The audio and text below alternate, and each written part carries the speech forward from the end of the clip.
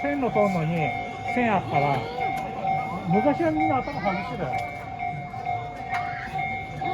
引っかかっちゃう。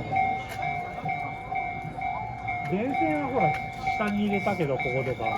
だけど昔は電線あったから上に人登ってこうやってオラもやったことですけど、大天井で、これ電車の時間あったらここで待って準備して電車行ったら、あんまり最近ないけど、でも今回しても多分そこ渡るときは